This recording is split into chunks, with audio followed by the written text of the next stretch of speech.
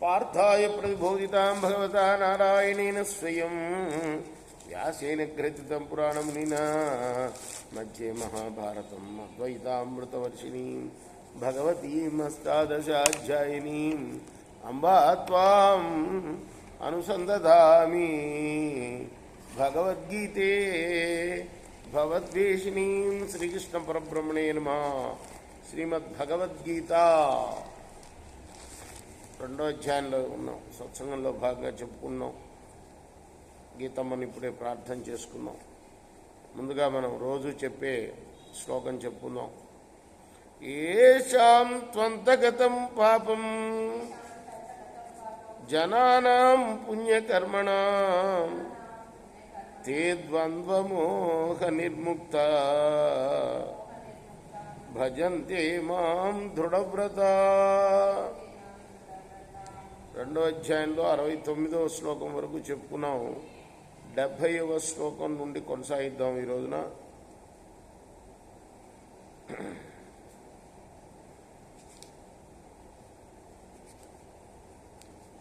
మూడే శ్లోకాలు ఉన్నాయి, పూర్తి చేద్దాం ఈ మూడు ఇవాళ, సరేనా? అపూర్వమాణమచల ప్రతిష్టం సముద్రమాపః ప్రవిశంతి యద్వత్ తద్వత్ కామాయం ప్రవిశంతి సర్వే స శాంతిమాప్నోతి న కామకామీ.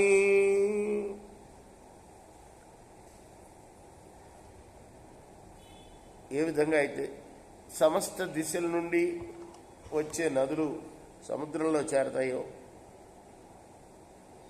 సముద్రంలో చేరినప్పుడు సముద్రం ఏమైనా చలిస్తుందా? చలించదు కదా. అదేవిధంగా సమస్త భోగాలు కూడా ఎవరైతే స్థితప్రజ్ఞుడిగా ఉంటాడో, స్థితప్రజ్ఞుడి గురించి కదా అడిగింది ప్రశ్న, ఒక ముక్కలో చెప్పేస్తున్నాడు అనమాట. ఎన్ని భోగాలు సంక్రమించినా స్థితప్రజ్ఞుడిలో సముద్రంలాగా ఏం వికారం ఉండదు. ఎన్ని నదులు వచ్చి చేరినా సముద్రంలో వికారం ఏమైనా ఉంటుందా? సముద్రం సముద్రమే. రామయుద్ధం రామయుద్ధమే. సామెతలు ఇవన్నీ కొన్ని ఉన్నాయి. సముద్రాన్ని దేంతో పోల్చలేము కదా. సముద్రుడు స్థితప్రజ్ఞుడుని సముద్రంతో పోలుస్తున్నాడు. ఎట్టి వికారం సముద్రంలో ఎలా అయితే ఉండదో ఎన్ని నదులు వచ్చి చేరినా, అలానే స్థితప్రజ్ఞుల్లో ఎన్ని భోగాలు వచ్చినా కూడా వాడికి వికారం ఉండదు. వాడు పరమశాంతిని పొందుతాడు. విహాయ కామాన్య సర్వాన్ పుమాంశరతి నిస్పృహ నిర్మమో నిరహంకార శాంతిమధిగచ్చతి. అన్ని కోరికల్ని వదిలి ఆశ మమకారం అహంకారం లేకుండా ఉండేవాళ్ళు ఎవరో వాళ్లే ముక్తిని చేరగలుగుతారు. వాళ్లే స్థితప్రజ్ఞులు. ఏషా బ్రాహ్మీ స్థితి పార్థ నైనాం ప్రాప్య విముహ్యతి స్థిత్వా శ్యాం అంతకాలేపి బ్రహ్మ నిర్వాణమృచ్చతి. అర్జున, ఇదయ్యా బ్రాహ్మీ స్థితి. దీన్ని పొందిన వాళ్ళు మోహబంధంలో పడరు. అంటే ఇది స్థితప్రజ్ఞుడి యొక్క స్థితి.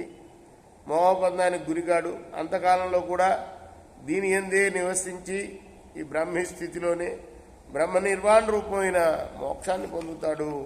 ఓం తత్సత్ ఇది శ్రీమద్భగవద్గీతాసూపనిషత్తు బ్రహ్మ విద్యాయామేవ శాస్త్రే శ్రీకృష్ణార్జున సంవాదే సాంఖ్యయోగ నామ ద్వితీయోధ్యాయః. ధరోవాచ భగవాన్ పరమేశ్వర మహాపాపాది పాపాని గీతాధ్యానం